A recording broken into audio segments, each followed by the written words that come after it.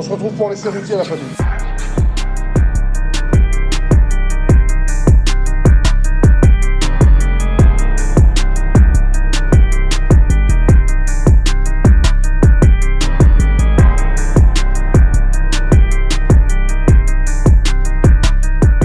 Alors les amis, on se retrouve maintenant pour la partie conduite du Cayenne Turbo GT. Alors comme tu peux le constater, sur le siège passager, tu as le Turbo GT qui est écrit là. Et là, tu vois, on voit quand même beaucoup mieux le damier dont on parlait tout à l'heure avec Pierre. Alors je suis vraiment super content de vous faire la conduite de cette voiture, enfin de mon nouveau daily du coup. Parce qu'en fait, cette voiture, c'est vraiment à la conduite que tu vas voir la différence avec un Urus, que tu vas voir la différence avec tous les autres 4x4 qui existent sur le marché. Pourquoi je te dis ça? Parce que déjà, ce moteur-là, comme j'ai pu te le dire avant avec Pierre, c'est un moteur qui est vraiment fait par Porsche à 100% en Allemagne. Porsche et le groupe Volkswagen a vraiment voulu que le Turbo GT, ça soit le fleuron. C'est comme les Rafales, tu vois, les avions Rafale. Ben, ils ont voulu que le Cayenne Turbo GT, ça soit le Rafale des 4x4. Ça veut dire que tu as un châssis de psychopathe. Tu as l'impression en fait de conduire une Turbo S 4x4. Tu vois, t'as pas l'impression de conduire un 4x4. Si tu fermes les yeux, tu as l'impression que tu es dans un coupé sportif. Et tu as l'impression que tu as le châssis d'un GT3 RS avec le moteur du 911 type 992 Turbo S. Donc autant te dire que ça arrache sa grand-mère. Et moi personnellement, c'est ça qui m'a fait craquer avec cette voiture. Hormis le look bien gangster qu'on t'a montré avant, avec les deux pots, les deux sorties centrales, ça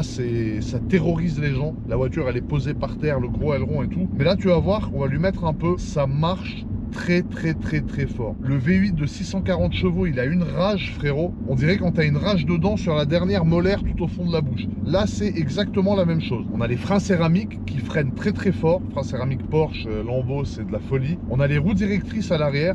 Et dites-vous que ça en est même désagréable pour le passager à l'arrière. Parce qu'en fait il se sent balader dans la voiture, parce qu'en fait tellement les roues arrière sont prononcées à l'arrière, tu as l'impression que l'arrière il est toujours en train de glisser, tu vois. Donc c'est vraiment en fait un 4x4 qui a été fait pour faire du circuit, sauf que cette fois-ci bah, tu es sur la route, t'es pas sur un circuit, tu vois. Mais si tu vas aller sur piste avec ce 4x4, je sais pas quel temps il a fait au Nürburgring, mais en tout cas à mon avis il a fait un temps de psychopathe. Donc là on est en train d'aller à la route de la Turbie. Bien évidemment, tu vois, quand on est dans des conditions de trafic comme ça, on roule tout à fait normalement, on n'a pas de comportement inapproprié, parce qu'il y a quand même beaucoup d'autres usagers. La route de la Turbie,